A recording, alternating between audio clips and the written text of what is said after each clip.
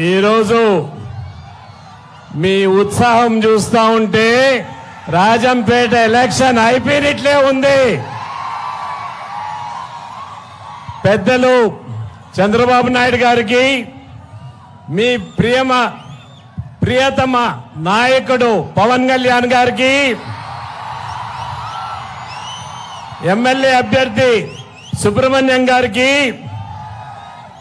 ఇక్కడ విచ్చేసిన తెలుగుదేశం కార్యకర్తలందరికీ,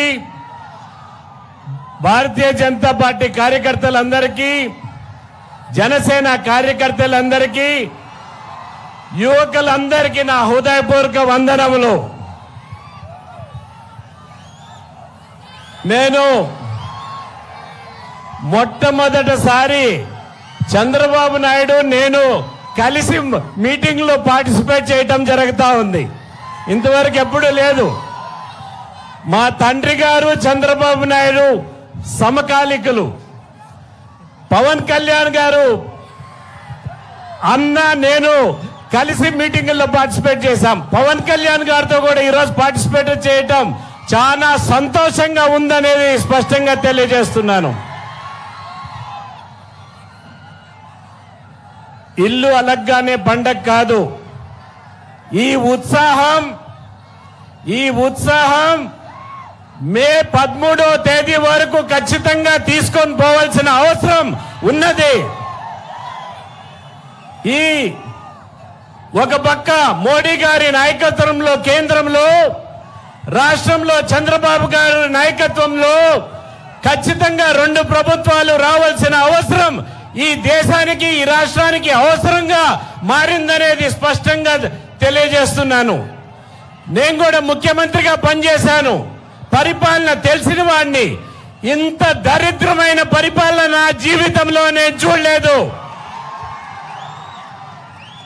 ఇక్కడ తండ్రి కొడుకులు ఉన్నారు. ఒకరు మంత్రి, ఒకరు ఎమ్మెల్యే, ఒకరు ఎంపీ.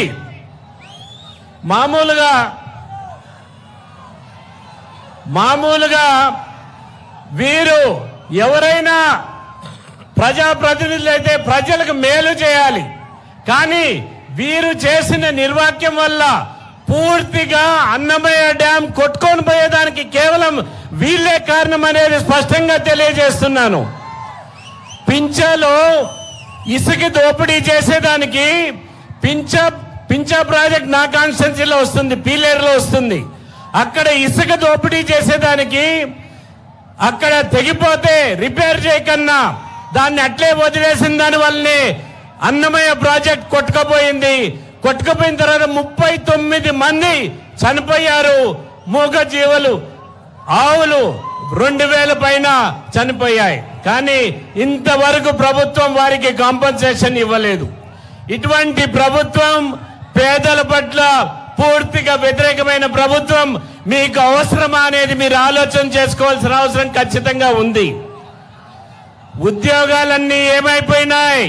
యువకులు ఇంతమంది ఉన్నారు. డిఎస్సీలు పెడుతున్నారా? ఉద్యోగాలు ఇస్తున్నారా? ఒక్కసారి ఆలోచన చేసుకోవాలి.